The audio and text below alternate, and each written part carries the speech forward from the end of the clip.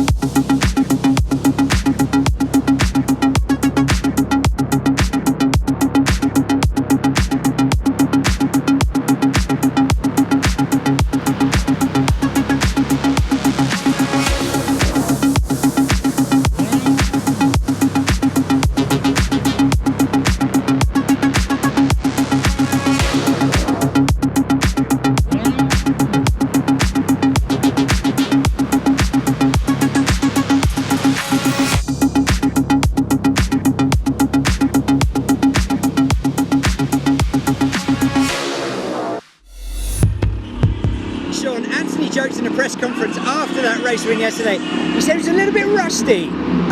Didn't see much evidence of that either yesterday or today, did we? Well, nobody saw any evidence of that. In fact, Alex Au, when I asked him, what can you do to close the gap? He said, well, I think what it's done is it's made me look bad because he was just so fast. But he does know this circuit quite well. Again, even Vincent Florendo talking to him yesterday, he said, the thing that got me over Zhuhai, shorter circuit, stop corners, all that sort of thing, not such a physical load on the body. And he said yesterday, I felt it. We saw him drop from fighting in the top 3 to fighting at the rear of the top 10, so that was a big impact on some of those drivers. Now, if there is an Achilles heel for Anthony Liaw, it's perhaps at the start, because up until the first 9 turns, he was down from pole position down to 4th into that first turn, and then of course went back. Talking rusty, he said, I was watching Alex Au's car and thought, when do we go? And then realised, well, he'd already gone. So he said that was one of the things that it took me a little while to get my brain to click back into race mode, because he'd been out of the seat for so long. Whereas Alex, well, he'd come from a race win in China last week in an Audi GT4, so he was pretty fresh. But he's got a lot of work to do to catch Anthony Liu. Now, what can he do coming in this run down to turn 1? He has 20 kilos in the car, but Anthony, of course, a little bit more with 30 from that race win yesterday. Can Alex get his nose in front? And crucially, can he stay there? We'll see. Today is a different day, and we'll see how that goes. Anyway, I'm going to let you go because these drivers are starting to get right in the zone. And when we talk about zone, it's zone red.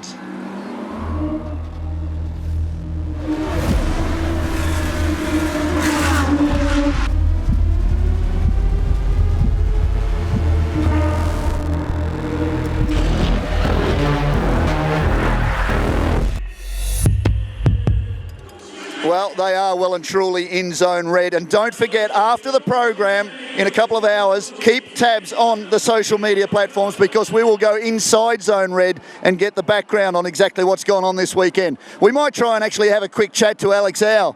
He was the standout at Zhuhai last time round. I'm going to see if I can get a quick word. He's trying to dial himself in, but Alex Au, it was a big day yesterday. A bit of work to do to catch up to Anthony Liu, but well, you found some time in qualifying. You'd have to be fairly happy with that. Well, I'm happy that I made some improvement, but obviously the improvement is still not enough to really match the pace of Anthony. I think more concerning today is that the 4 cars behind have gone faster than yesterday, so I think they have fresh ambitions. So I have to watch out for that, and hopefully I can just pull a small gap to make myself safe. Well, we wish you luck. Certainly it's going to be an interesting race, and you've come in hot. You had a win last weekend. You need to try and keep that one going, and you're in this championship hunt again, so good luck.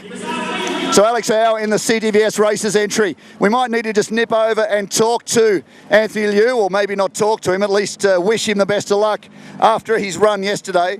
And he certainly has been doing a very, very good job. Just getting himself all dialed in and set up. I might just shake him by the hand again. We'll see how it works this time. Good luck, mate. So Anthony Liu is going to go for 2 wins. And the interesting thing this year so far, 5 different winners from the 5 rounds of the championship to date. And we'll see how Anthony Liu goes. He may well break that mould and become the first 2-time winner of the season. We'll go a little bit further down the grid to the second row. Angelo Negro. Well, actually, we've got Martin Cool, the director of Audi Sport Customer Racing. Got to love catching up with this bloke. Always smiling. Nice weather. A little bit different to yesterday. This guy is really, it's good to see him back, but he really has put everybody on notice, hasn't he? Anthony is one of the best amateurs in the whole Asian region, and this is his home track, so it's expected. He's fast, of course. But I guess the others, you could see, some of the drivers haven't raced here before.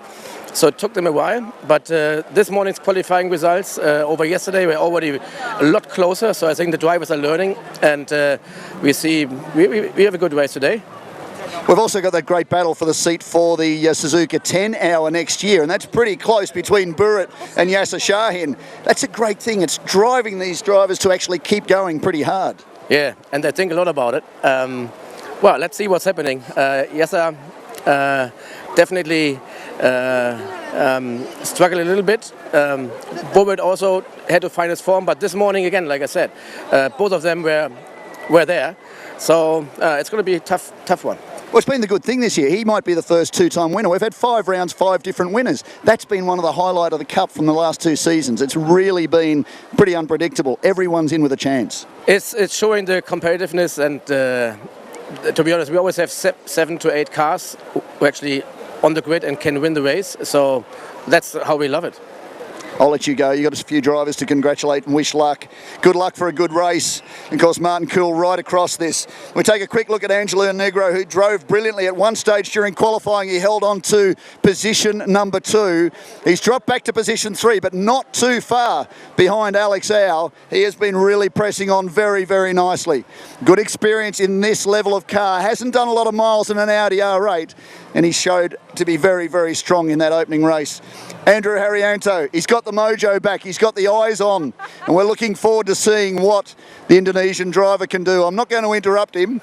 I am going to grab the guy who's just pulled inside the door there. That is Wayron Tan. Of course, one of the mentors of the Cup, Martin Rump, his co-driver in Blancpain GT World Challenge alongside, so too Frankie Chung. The 3 of them very heavily involved in the mentoring of these drivers, and it is showing every time they go out the gate. They're getting faster and faster. Wayron, a winner in WEC and LMP2, just giving a little bit more advice to Andrew at the last minute. We'll see how this goes. Martin Rump's just stepped in. Always good to talk to this young man. I was going to ask your illustrious teammate about what the weather would be like. I think it might be a bit shaky, but do you think maybe slicks will be okay? Yeah, for sure it's going to be okay. I mean, it's fast and very hot, and in the car, probably like a sauna. Very nice place to be. Double layers of fireproof clothing, of course. Underwear. The helmet, underwear, everything, fireproof. So yeah, I mean, it takes a proper commitment to actually drive the car with this heat. I mean, come on. Well, that's the other thing too. I mean, it's the concentration levels, isn't it? I mean, you've got to remember that in those conditions, cabin temperatures can get to 60 degrees. So much going on. They're racing hard at over 200 kilometres per hour, making split-second decisions. All of this is happening in probably the least pleasant physical conditions. Absolutely. I mean, it's absolutely something that I've been learning all of my life. You know, essentially when I started racing, that's what I started to improve then, and it's a lifelong development. And the same for them, just every time they're out, trying to do the best they can, and it's such a challenge to put the physical and the mental together, and any split-second decision that they make wrong can cost them a lot, or they can win a lot. So it's a lot at stake, and man, it's exciting. It is I'll exciting. talk to him now, yeah? Yeah, you better go and do your job. I'll keep doing mine. We go a little bit further down the grid. Ingo Matter just walking past the team boss for Absolute Racing. Yasser Shahin, we haven't seen too much of this weekend. He's been a little busy, a little elusive. He's focused eyes forward. He is the championship points leader by 30 points after the race yesterday. He's doing a great job, but he is also focused on that seat for Suzuka. We'll talk a little bit more about that during the race program, but he is right in the mix. And he will be one to keep an eye on this race. Across alongside him, Burrit Birrenbach doesn't quite have the pace that he's looking for this weekend. He's been fairly, a little quiet probably this weekend compared to normal. He's got a lot on his mind. He's trying to focus hard on getting back into this championship. Of course, he won the most recent, well, the first round at Zhuhai. Race 1, or race 2 rather, the most recent round, of course, round 4 of the championship. A lot going on the grid. Always a great place to be for the crews. Jingzhou is a little bit further back. Sun Jingzhou is, well, he was a 2-time winner last year. He's been right in the mix over the last couple of seasons of the Cup. He had it off in qualifying this morning, only a fairly slight knock with the tyres down at turn 13, and he will certainly be looking to move forward in this field. Frankie Chung, another of the mentors, just talking to him. Stick the camera in the door there. Tony Bates, the Australian driver, not feeling 100%, and for him, he'll be looking to try and rebuild on this. And this is his first time at Shanghai International Circuit.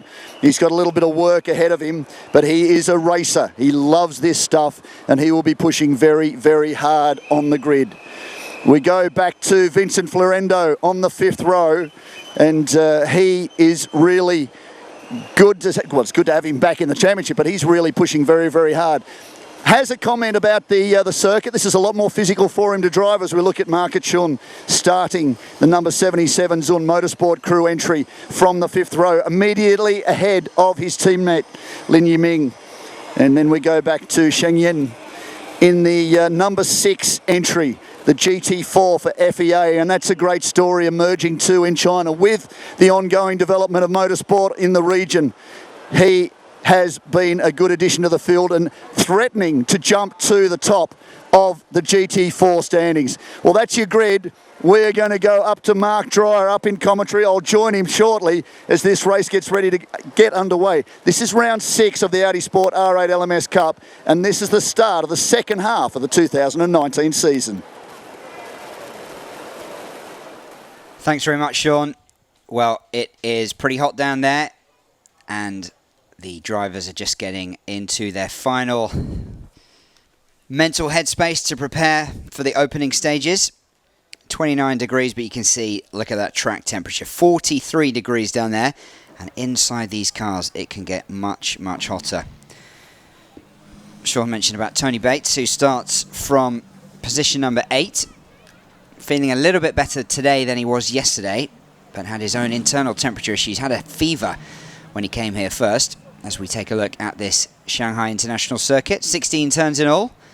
And that opening section, 1, 2 and 3, all the drivers will tell you that it's absolutely imperative to get it right, that long right-hander, and then suddenly the sharp left into turn 3. Another tricky area here. You've got to be getting speed through 12 into 13, that long, long straight. Plenty of opportunities to overtake into turn 14. We've seen that time and again.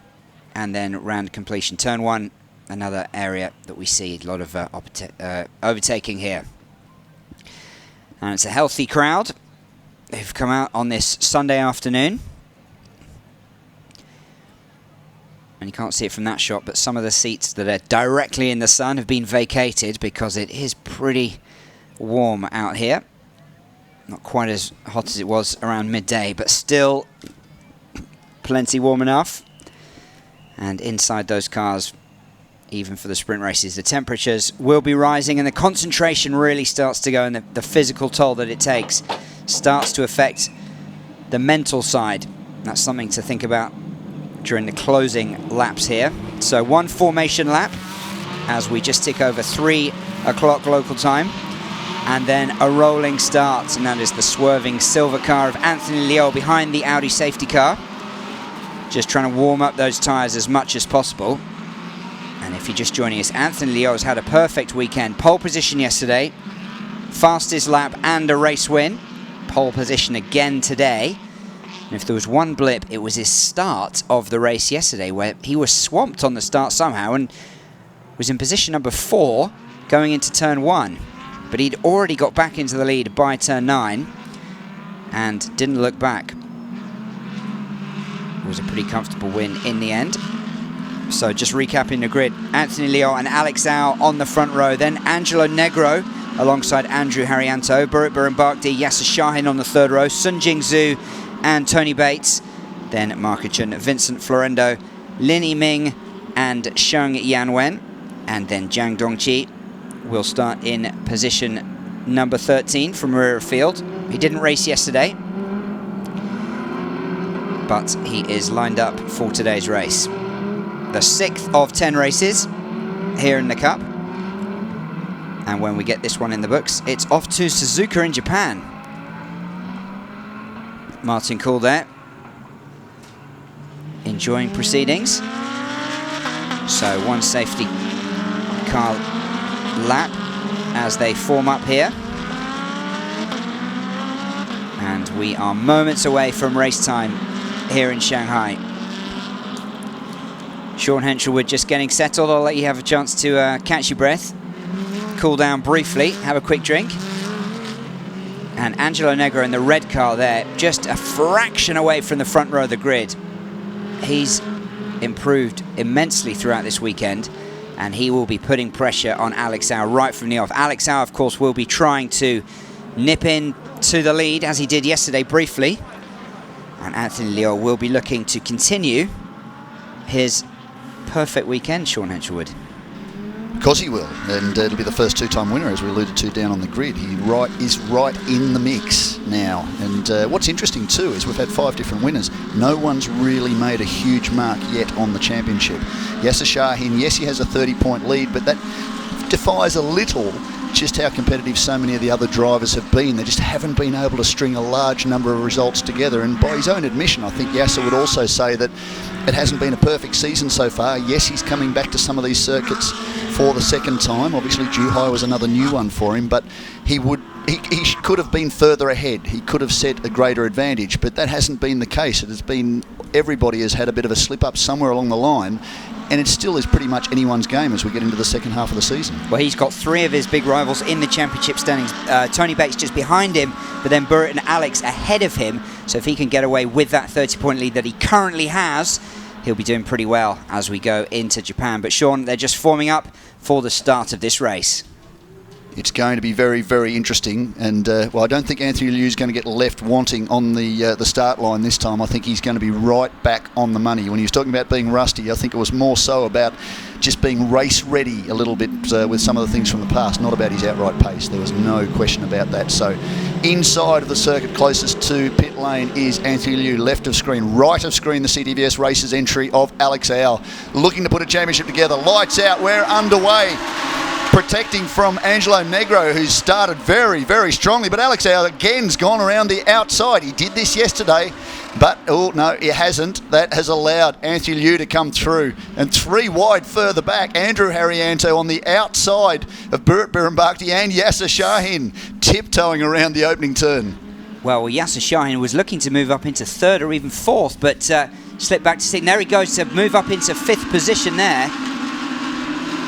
And that looks like Andrew Haryanto has dropped back to like 7th in the field off the start. Now that's a little bit further back than we would have expected him to be. Well, Angelo Negro up into 2nd, nipped past Alex Au. What can he do now? Oh, too far down the inside. It looked like somebody was going to go way too deep, and for some reason caught out wide. They may have been 3 wide. We might get a replay on that a little bit later, but certainly Burrit Birunbakdi caught out 2 wide on the slipperier part of the circuit, and he just hasn't been able to pull it up going down to turn 6, and that's opened the door for certainly Batesy and a couple of the others behind him. So Andrew Haryanto may take advantage from that one, but still not a really clear opening lap. That is Angelo Negro in the red car. Alex Au in the CTVS Races grey and yellow fluoro trim, and behind them is Tony Bates. Then it is back to Andrew Harrianto, and caught up in all of that too is Yasser Shahin. He's not having the perfect weekend, despite the fact he has extended his points lead after race 1. Well, Sean, a big battle here for 2nd, 3rd and 4th, but Anthony Liao has already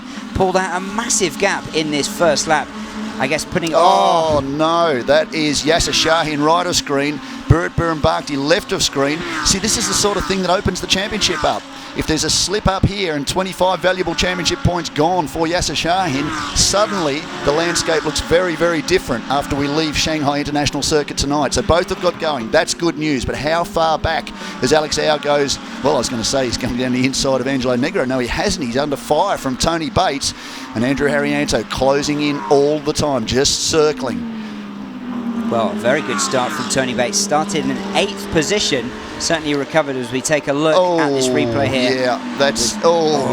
down at turn 11. He's gone in too deep, and unfortunately for Yasser, didn't realise how deep and wide Burrit Birnbachty had gone, and the two of them have made contact, so that's not going to work well for either of them. They're right back behind the GT4 cars now. Is that something the stewards are going to be looking at, Sean? I would not like to predict. I can neither confirm nor deny, but quite possibly any contact they will look at. They have onboard vision, judicial cameras, corner marshals. They have other cameras around the circuit. They can review all those things. So whether they make a review now and force a drive-through penalty, perhaps, or decide that there's some other penalty that will be added to perhaps Burrit Birnbachty's overall race time, they'll make that determination, obviously. Hopefully we will find out about that, but they might also view it as a racing incident. These things happen. Visually, we talk about it all the time. The way the drivers sit low and central in the car, further back close to what we call the B pillar, vision can always be very tight, and all these things are happening very, very quickly. So it's not always easy to judge based on what we see from outside the car. Well, Sean, it's very tight between 2nd through 5th in the championship standings, but the big winner here is Tony Bates, who currently sits in 2nd, and he has moved up 4 places, with Yasser Shahin now down right at the bottom of the field in 3rd. Here he is in the pits. Championship points leader. This is not good. He wants to get back out there and keep going. Steering, by the look of what he's gesticulating to, isn't quite right. So he'll be very frustrated with this. He'll be keen to get back out there.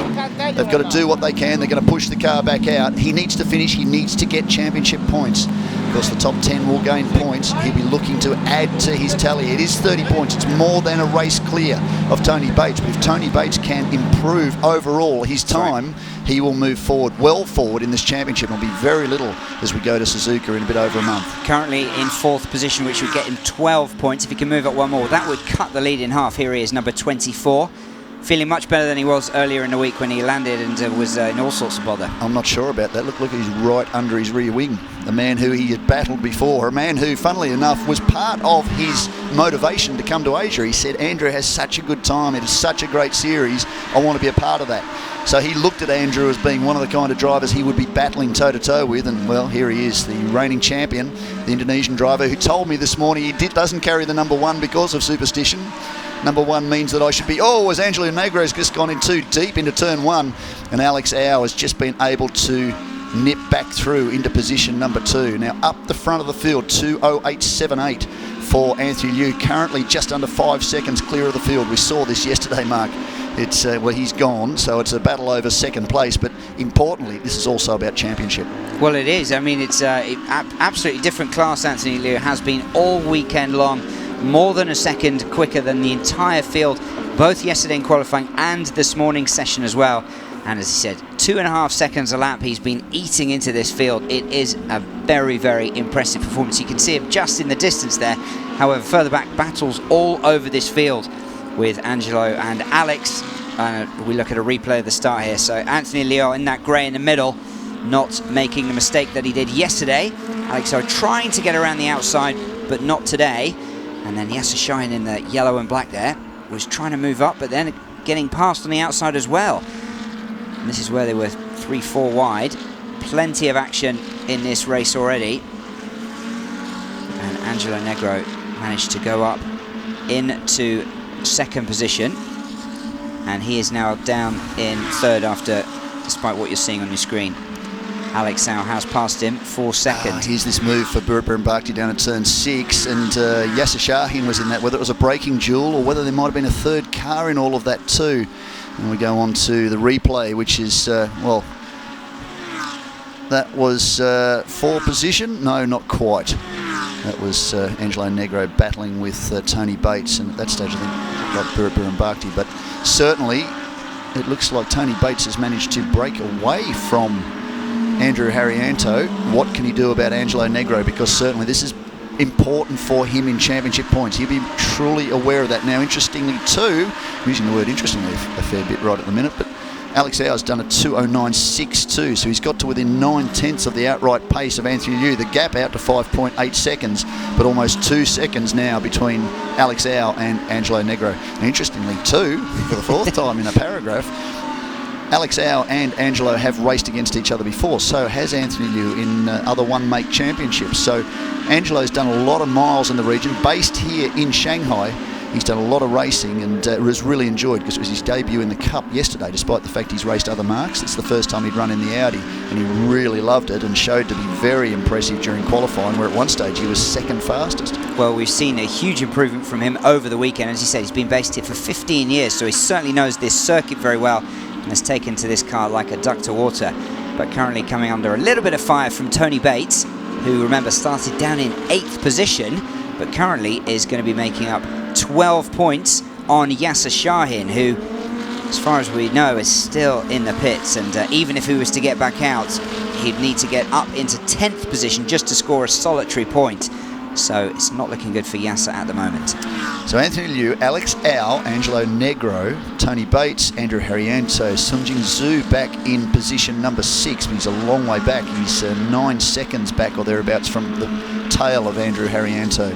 Market Chun in position number 7, Vincent Florendo position 8, Lin Yiming in position 9, and Burrit Bharti rounds out the 10 after that contact early. Now his lap times, 2:11 last time round. Lin Yiming immediately ahead of him, 2:15. This is their best lap, sorry, it wasn't last time round. So he's 4 seconds a lap faster or thereabouts, so that should change. Vincent Florendo's best at 2:13.5, 2:12.2 for Market Chun and 2:11.8 for Jingzhou. Now, Sean, with Yasser currently suffering at the back of the field, how does this play into the road to Suzuka? Because, of course, we've got the 4 races from Zhuhai and here in Shanghai for a seat. Yasser was in the... I'm so glad you asked. Well, of course, you're exactly right. The two rounds in China, Shanghai and Zhuhai, the total points amassed by each team will settle the first driver into the 3 seats for the Suzuka 10 Hour for an Audi Sport R8 LMS Cup entry next year for 2020. The top GT3 point scorer, I should point out. Coming into this race, Yasser Shahin led on 47 points. Interestingly, Burrit Bharti, 45 points. So, unfortunately, as a result of that contact, Burrit has effectively eliminated Yasser from that position. But in championship points at the moment, I think, looking at it, Burrit will get 2 points. They're equal. So that would be an interesting way to finish this off. Now, Vincent Florendo is in 3rd position on 31 points. He is currently, well, he's a little bit further back. He's in position 8. He won't take a big handful of points. Anthony Liu, though, on 27, amasses another 25. Suddenly becomes the first entry into the Suzuka 10 Hour next year. 2 out of the 4 races, and he could, at the moment, I think he is on course for that seat, isn't he? Oh, look at this. This is really starting to heat up, this battle between Tony Bates and Andrew Harrianto. So Harrianto is pushing on quite hard. Again, Tony Bates isn't feeling 100%. He's got a bad head cold. He's much, much better today than he was certainly when I saw him on Thursday. He looked very, very unwell. Suffered a lot during practice. Migraine headaches, all those sorts of things. Was very, very unwell. He's been able to recover. Of course, losing those extra valuable miles by being unwell and not fit enough to be in the car on Friday, really. He did turn laps, but he's not been here before. Andrew Harrianto's been to Shanghai a number of times. So for Tony Bates, you can see how big that margin is between 1st and 2nd. But Tony Bates is really suffering as a result of that. So these are effectively his first real miles. There is Burrit Bharti working his way through the field, just taken Lin Yiming 4 positions. So that moves him up to position 9.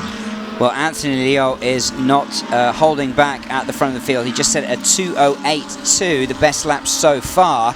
That compares with a 2:05 that he did in qualifying this morning. So he's still got some more pace to give, but already, well, 8.7 seconds ahead of this field after just 5 laps.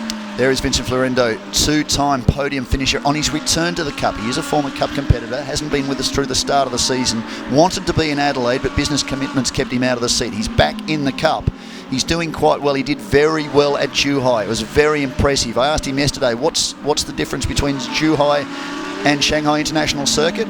Well, effectively, he explained it's an F1 circuit. How about this? As Haryanto again looks up the inside of Tony Bates. Bates is driving quite wide, but he's driving quite fair. So too Andrew Haryanto. Neither of them need to take each other out. That's not the way this works, but they are racing hard. Again, Andrew Haryanto can carry his past experience to actually move him forward. Car's skating around a little bit. He's being a bit aggressive on the tyres. That may cost him just a little bit too.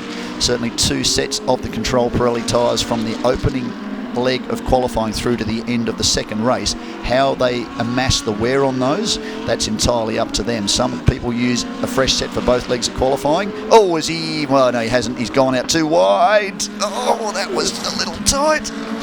Goodness me. I don't think that was really the line that Andrew Haryanto was looking for, but he'd got onto the throttle pretty hard and that had pushed him forward. Now, the other thing they're doing is they're dropping back a little bit from Angelo. Yeah. That's allowing him to get away, and they don't really want to be doing that. So maybe Andrew Haryanto will regroup, but also he could be thinking, well, Angelo's getting away. This is valuable championship points for me. If I can pull 15 out of this one, Anthony's not really in it at the moment. Alex, I'm going to be battling in this championship quite soon. We really need to do something about this and gain more championship points to run in the overall standings. Alex has really leapt away. Well, he has. He's now about 4 seconds ahead of Angelo. This is one of the back markers, Jiang Dongqi, who is currently in position number 12, just ahead of Yasser, of course, who's well, he's back out, so that's good news that Yasser Shahin is back and lapping. Yeah, okay. Well, see, that Alex Au's been hung out to dry well and truly. That was not intentional. Not for the first time this weekend. That's a rookie driver making his debut in the Cup, just coming to grips with the GT4 Audi. He has done some GT racing and some GT4 racing as well in the past in China, so he's just getting that all together. He probably did not expect, whilst he's running around there on his own, to suddenly see the race leader in his rear mirror. So we saw that a little bit yesterday during the press conference. We're talking to Sheng Yan Wen, and he said he really... Oh, here we go again. This Tony Bates just fired down the inside. He couldn't afford to take a leisurely approach because he knew that Andrew Haryanto would absolutely pounce on that. But Sheng Yan Wen caught out Alex Au. The same sort of thing, forced him onto the grass, and he apologised afterwards. He said, I had absolutely no idea Alex was there. Once I knew that there was something going on, I tried to get out of the way, but by that stage I ended up forcing Alex onto the grass. Well, the speed difference is absolutely massive. Jiang Dongqi's best time is a 2:34, and these guys are going around 2:10, 2:11, depending on which racer it is. So much, much quicker, of course, in the GT3 than those two GT4s towards the rear of the field. But perhaps they could afford to use the reviews a little bit more. Well, I mean, unfortunately, any real chance that Alex Au had that he may have had a snowflake's chance in hell of catching Anthony Liu has gone. He was within 8 seconds of him. He's now 11.7 seconds. So he lost almost 4 seconds in that last lap alone. And he said yesterday a similar thing happened. He said, I was within sight of Anthony. He wasn't light years ahead. I could see him down the road. Yes, he was quicker, but I was using that as a bit of a gauge as to where maybe I could go quicker. But after I got caught up with the number 6 GT4 entry, I'd lost sight of him, and that was that. So, okay, we surmised maybe he backed off his pace a little bit, didn't need to overwear the tyres. He was comfortably second, and that's just what he confirmed. So, in this instance, though, he has lost that additional time. But certainly, Angelo Negro, how impressive is he? Doing very, very well. Clear in third position. Now, Alex Au is coming up to the back of Yasser Shahin, who is a couple of laps down. Be interesting to see how quickly Yasser is lapping at the moment, see if there's continued damage to the car or whether Alex reels him in and goes past. So this is Yasser on screen behind Anthony Liu, but of course, as I said, 2 laps down from Alex here in the grey car in second and Angelo Negro in third in the red car at the top of the screen. So again, a quick run through at about the halfway point in this race. Anthony Liu leads by 13 seconds over Alex Au, Angelo Negro, Tony Bates, Andrew Haryanto. That's your top 5. Sun Jingzhu, well, he's 6.5 seconds back from Andrew Haryanto. So he's actually closed in that distance quite dramatically. So Jingzhu's really getting a motor on. So too Market Chun. He's 12 seconds back from Jingzhu. He's in position 7. Vincent Florendo, position 8. Position 9 for Biran Bhakti. Can't quite get an update yet until the timing monitor refreshes as to how far back he is, and Lin Yiming round out the top 10. And the battle for GT4, well, Sheng Wen really is in the box seat. This could put him comfortably into the championship points lead. Well, Sean, I think something may have happened with Burritt, because we're seeing that Lin Yiming, has gone back past him into 9th, and Burritt now 14 seconds, so must have had something happen on that last lap. I do wonder whether or not there may have been a drive-through penalty or something like that, although we would have heard him get onto the limiter just below us here in the commentary position. So I didn't hear that, so maybe there was a drama somewhere around the circuit. So let's hope not. So it looks like Yasser's just turned out his best lap, potentially, and that was a 2:14.3. So that would tend to suggest that there's not too much damage on that front. That came on lap 5. So Jingzhu's pace, well, he's just set his fastest on lap 6 is a 2:10.5. And Vincent Florendo has just set his fastest with a 2:13.3. The overall pace, Anthony Liu, he's still leading at the front of the field very comfortably, 2:08.2. Well, Alex Au is going to be catching up, I think, to Yasser Shahin. Yasser, as you said, with his fastest lap, but Alex still going significantly quicker, so we'll see that in a few moments' time. Here's a challenge for you. Yeah. Get the pen out, sharpen the pencil. Go. Give a crack at the championship points. How long have I got? As a result of this. No calculator, you're using grey matter. That could be a real problem. Okay. But certainly this is going to make things interesting. We've spoken about it on the grid. We spoke about it with Martin Kuhl, the director of Audi Sport Customer Racing Asia, that this championship has been fantastic this year, in there is no real clear favourite. And traditionally, the drivers will tell you too, you come to an event, and for the most part, there is about 7 or 8 drivers all in with a chance of being on the podium or even winning the race. That's what we want to see. This is what makes it more exciting. 5 different winners up to the 5 races so far. Okay, Anthony Liu might be the first time double winner for this year, and he'll go back-to-back at his home circuit. Not the first time he's done that, I might point out. Sheng Wen on screen in the number 6 entry for FEA. We spoke about this in race 1, didn't get a chance to finish off the discussion. FEA is a developmental team for rising young GT stars in China. This is a great program. And to see Sheng Wen finish this weekend, potentially, it'll be back-to-back for Chinese drivers, one for GT3, the man on screen, Anthony Liu, the other one, Sheng Wen, to take back-to-back GT4 wins at the home of the Chinese Formula 1 Grand Prix. That's impressive. Go, Mark Dreyer. Sean, I have some extremely, and I will repeat that word, extremely provisional scores for the championship as things stand. So Yasser Shahin is currently not on course to get any points, and unless there's dramatic changes, he will stay with 80 points. In second, Alex Au with 66. Then we have Tony Bates on 62. And fourth, with 2 race wins and 2 pole positions, Anthony Liu with 52, just ahead of Burritt Bakhti, who is currently on course to get a solitary point here, which will take him up to 50. So the lead will be cut to 14 points at the top of the championship. Well, news just through from down in pit lane. It was a drive-through penalty for Burritt Bakhti, and you would assess that that was as a result of that drama earlier in the race. So contact with Yasser Shahin. Cool comfort for Yasser, unfortunately, because he's not going to gain any more points. And that's opened the championship up, absolutely. Now, here he is. We're talking about how big the speed differential was between Alex Au and Yasser Shahin. Well, there it is on screen as the number 2 car in the field. Well, as it turns out, the number 178 entry in the field, the CTVS Racers car of Alex Au, puts another lap on Yasser Shahin. He hasn't quite done it yet, but you would expect it is inevitable. And at this point, Yasser's just getting some experience under his belt. He must be fuming, though. I mean, what can Yasser do? He's, I think he's a lap down. Yeah, he's 2 laps down. He will get the 88 GT4 entry. I don't think he's going to get Sheng Wen. And that's, even if he does, that's still out of the points into 11th position. And even after that contact, unfortunately, Burritt is still going to be ahead of him. So it's kind of fallen into Burritt's lap a little bit. But the interesting thing will be, we need to work on the next level of mathematics as to exactly who's going to win this seat for Suzuka, because at the moment I would expect Anthony Liu's on target. And that's staggering considering he wasn't at Zhuhai. And for the championship now, that really opens things up, because he's leapt to, what, 52 points? 52 points, yeah. He's in the mix. He's within 28 points of the top of the leadership after just 2 races of the 6. So if he decides to join for Suzuka and perhaps Sepang as well, he could be in with a shout, because he has shown that he is a cut above this field at the moment. He certainly is, and he has good experience at all of those circuits. Well, that remains to be seen. We'd love to see some more of him, because he's certainly a colourful addition to the pit lane. But the idea is that we have full fields of these guys, and this does become more of a challenge, but we've alluded to it all weekend. Did the you shake his championship is hand? wide open. Did you shake his hand before the race, Sean? I think the result on screen just confirms that was the case. For viewers unfamiliar with Sean's lucky charm, he shakes Anthony's hand, generally goes on to win. So we'll see.